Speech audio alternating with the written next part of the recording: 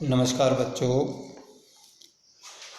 आज हम बात करते हैं क्रिस्टल क्षेत्र सिद्धांत के अनुप्रयोगों के बारे में कि जो CFT है उसकी मुख्य एप्लीकेशंस क्या है। सबसे पहले हम बात करते हैं कि CFT का जो मुख्य अनुप्रयोग है वो है संकुलों की चुंबकत्व की व्याख्या।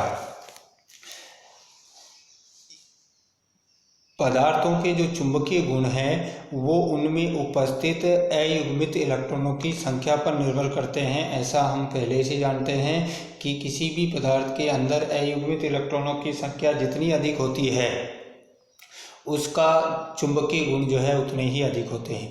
यदि किसी यौगिक में सभी इलेक्ट्रॉन जो है वो युग्मित होते हैं तो उसका जो है चुंबकीय आघूर्ण का मान 0 होगा और यौगिक जो है वो प्रतिचुंबकीय होता है।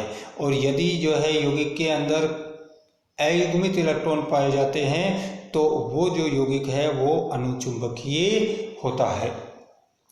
क्रिस्टल क्षेत्र विभाजन से जो है किसी भी संकुल के लिए अयुग्मित इलेक्ट्रॉनों की संख्या हम ज्ञात कर सकते हैं कि उसमें कितने अयुग्मित इलेक्ट्रॉन हैं। और अयुग्मित इलेक्ट्रॉनों की संख्या यदि हमें ज्ञात हो जाती है तो उसकी सहायता से हम आसानी से जो है चुंबकीय आघूर्ण का मान ज्ञात कर सकते हैं किसी भी यौगिक के लिए। और इसके लिए जो सूत्र काम में लिया जाता है वो होता है म्यू बराबर होता है √n × n+2 μb, यानी कि जहाँ पर जो है n अयुग्मित इलेक्ट्रॉनों की संख्या है। तो यदि हमें अयुग्मित इलेक्ट्रॉनों की संख्या पता लग जाए तो हम आसानी से जो है उस यौगिक की चुंबकीय आघूर्ण का मान ज्ञात कर सकते हैं और उसके चुंबकत्व की व्याख्या कर सकते हैं कि यौगिक अनुचुंबकीय होगा या प्रतिचुंबकीय होगा। और यदि अनुचुंबकीय है तो उसके लिए जो है चुंबकीय आघूर्ण का मान कितना होगा। इसको जो है हम कुछ उदाहरण लेकर के जो है समझते हैं। कोबाल्ट NH3 की होल 6 Cl3 जो संकुल यौगिक है इसके लिए यदि हम देखें तो इसमें जो कोबाल्ट है वो +3 ऑक्सीकरण अवस्था में है और इसके बाह्यतम कोश का विन्यास 3d6 होता है। तो कोबाल्ट +3 के विन्यास की बात करें तो इसका 3d6 विन्यास है और इसके जो 3d जो कक्षक हैं उनमें 6 इलेक्ट्रॉन भरे होते हैं, जिसमें एक कक्षक में 2 इलेक्ट्रॉन और शेष 4 कक्षकों में 1-1 इलेक्ट्रॉन, जबकि 4s और 4p खाली है। जब संकुल का निर्माण होता है कोबाल्ट NH3 की होल 6 + 3 संकुल आयन बनता है तो इसमें जो 3, 5, 6 इलेक्ट्रॉन है d कक्षकों के, इनका जो है युग्मन हो जाता है और 2 3d कक्षक जो है रिक्त हो जाते हैं और ये जो है इस संकुल में D2sp3 संकरण हो जाता है। इस प्रकार यदि हम देखें तो इस कॉम्प्लेक्स जो है उसके अंदर अयुग्मित इलेक्ट्रॉनों की संख्या जो है वो 0 है।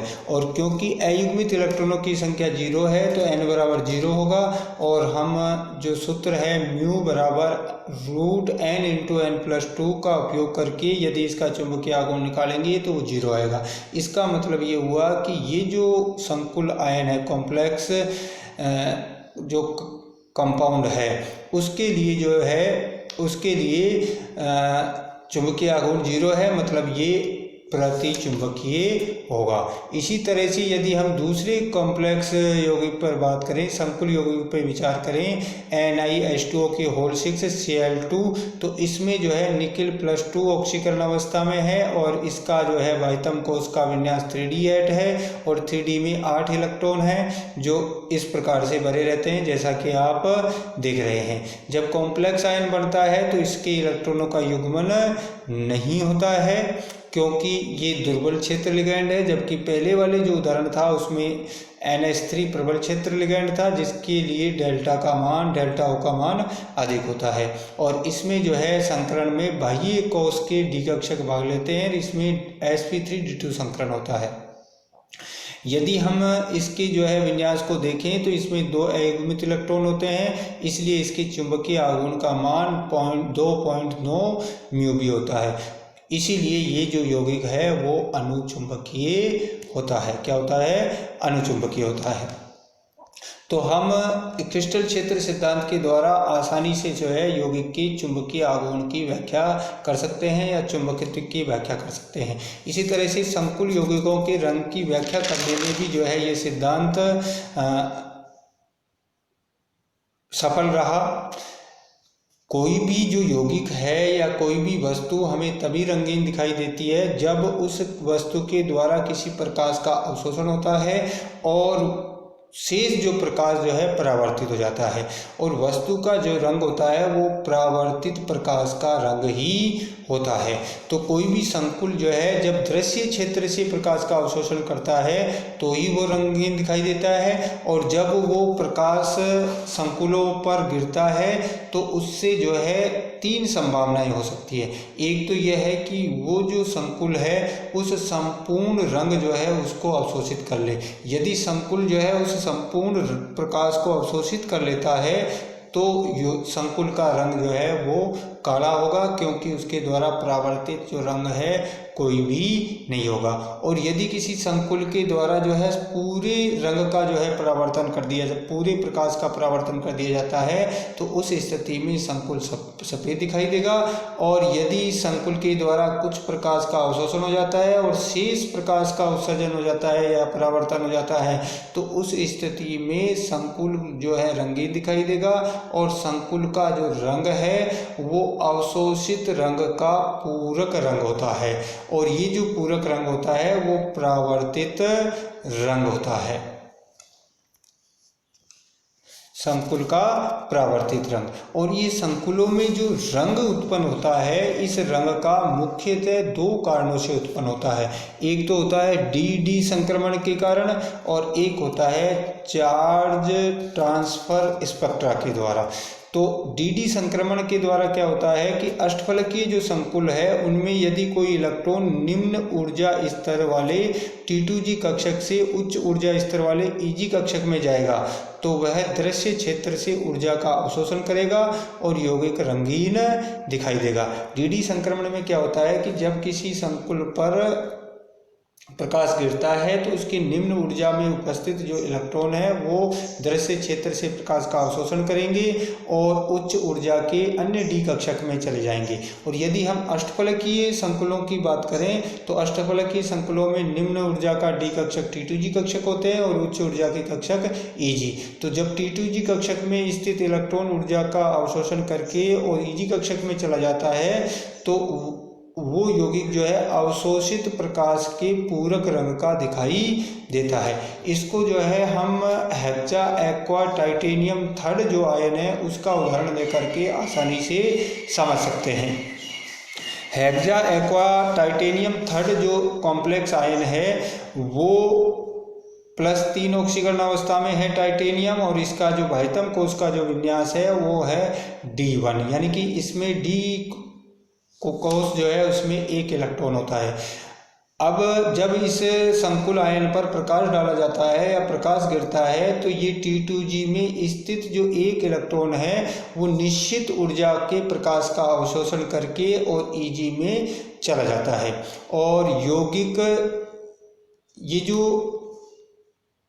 टाइटेनियम H2O की होल 6+3 जो कॉम्प्लेक्स आयन है इसके लिए जो T2G से EG में इलेक्ट्रॉन स्थानांतरण के लिए लगभग 5000 एंगस्ट्रॉम के प्रकाश का अवशोषण करता है। और ये जो 5000 एंगस्ट्रॉम का जो प्रकाश है वो पीले हरे रंग का होता है, यानी कि पीले हरे रंग के प्रकाश का अवशोषण करके इलेक्ट्रॉन T2G से EG में जाता है और शेष जो प्रकाश है वो परावर्तित हो जाता है। और ये जो परावर्तित प्रकाश जो है पीले हरे रंग का पूरक रंग यानी कि बैंगनी रंग होता है। इसीलिए जो टाइटेनियम H2O की होल 6+3 जो आयन है उसका विलयन बैंगनी रंग का दिखाई देता है। इस तरह से डी संक्रमण के कारण जो है यौगिक रंगीन दिखाई देते हैं। और इनमें जो है यदि हम इसी कॉम्प्लेक्स आयन की बात करें तो इसमें जो निम्न अवस्था में जो इलेक्ट्रॉनिक विन्यास है वो T2G1 EG0 होता है, लेकिन जब इस पर प्रकाश होता है तो ये 5 गिरता है तो 5000 एंगस्ट्रॉम के प्रकाश का अवशोषण करके और इलेक्ट्रॉन EG में चला जाता है। इसका विन्यास T2G0 और EG1 हो जाता है। दूसरा जो प्रमुख कारण है रंग का वो है आवेश स्थानांतरण स्पेक्ट्रा। जो डीडी संक्रमण में जो हमने पढ़ा है उसमें ये पढ़ा है कि जब इलेक्ट्रॉन जो है निम्न ऊर्जा के डी कक्षक से उच्च ऊर्जा के डी कक्षक में जाता है तो वो निश्चित तरंगदैर्घ्य का प्रकाश दृश्य क्षेत्र से अवशोषित करता है और उच्च ऊर्जा के कक्षक में चला जाता है और यौगिक जो है वो अवशोषित रंग से पूरक रंग का दिखाई देता है, यानी कि इसीलिए रंगीन दिखाई देता है। इस डीडी संक्रमण के आधार पर ऐसे कॉम्प्लेक्स आयन जिनमें धातु आयन जो होता है उस धातु आयन के डी कक्षकों में इलेक्ट्रॉन नहीं होता है, अर्थात जिनका विन्यास D0 होता है वो रंगहीन होने चाहिए और सामान्यतः जो है अधिकांश D0 विन्यास वाले कॉम्प्लेक्स आयन जो है वो रंगहीन होते हैं। लेकिन कुछ आयन जैसे परमैंगनेट आयन है MnO4-, डाइक्रोमेट आयन है Cr2O7-2, क्रोमेट आयन है CrO4-2, ये ऐसे आयन हैं जिनमें धातु आयन का विन्यास D0 होता है लेकिन ये आयन रंगीन होते हैं और इन आयनों के रंग को जो है हम आवेश स्थानांतरण स्पेक्ट्रा के द्वारा आसानी से समझा सकते हैं। आवेश स्थानांतरण जो स्पेक्ट्रा होता है उसमें जो रंग होता है वो लिगैंड से धातु आयन या धातु से लिगैंड की ओर इलेक्ट्रॉनों के स्थानांतरण के कारण होता है और ऊपर जो ऋण आयन दिए गए हैं इनमें जो है इलेक्ट्रॉन लिगैंड के जो कक्षक होते हैं उनसे इलेक्ट्रॉनों का स्थानांतरण धातु के रिक्त कक्षकों में होता है और इस स्थानांतरण के लिए जो आवश्यक ऊर्जा है वो दृश्य क्षेत्र से अवशोषित की जाती है। इसीलिए जो है ये कॉम्प्लेक्स आयन जो है वो रंगीन दिखाई देते हैं। डीडी संक्रमण की तुलना में आवेश स्थानांतरण संक्रमण से उत्पन्न जो रंग होता है वो अधिक गहरा होता है क्योंकि संक्रमण धातु आयन पर जो संक्रमण धातु आयन है उस पर आवेश जितना अधिक होगा रंग उतना ही गहरा होगा क्योंकि लिगैंड से धातु आयन पर आवेश का स्थानांतरण की संभावना उतनी ही अधिक होती है, यानी कि धातु आयन पर आवेश का मान जितना अधिक होगा वो जो है उतना ही गहरे रंग का दिखाई देगा। इसका कारण है कि धातु आयन पर आवेश बढ़ने पर लिगैंड से धातु आयन की ओर इलेक्ट्रॉन स्थानांतरण की संभावना उतनी ही अधिक होती है। इसको हम इन उदाहरणों के द्वारा देख सकते हैं।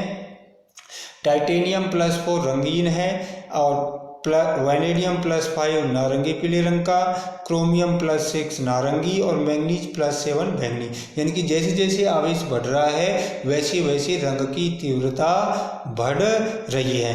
तो ये जो है कुछ प्रमुख अनुप्रयोग हैं CFT के और इसी तरह से जो है अन्य अनुप्रयोगों में हम बात कर सकते हैं। ज्यामिति की व्याख्या जो है वो भी जो है हम अष्टफलकीय मतलब ज्यामिति की व्याख्या भी जो है हम CFT के द्वारा कर सकते हैं कि अष्टफलकीय जो संकुल है वो आसानी से बनते हैं और प्रबल क्षेत्र जो लिगैंड है उनमें ज़्यादातर अष्टफलकीय संकुल बनते हैं और दुर्बल क्षेत्र जो चतुष्फलकीय जो संकुल है वो दुर्बल क्षेत्र लिगैंडों में बनने को प्रायिकता देते हैं और अधिक प्रबल क्षेत्र अगर लिगैंड हैं तो और जिनका विन्यास D8 है तो वो जो है वर्ग समतलीय लिगैंडों को प्रायिकता देते हैं। तो ये कुछ प्रमुख एप्लीकेशंस थी CFT की।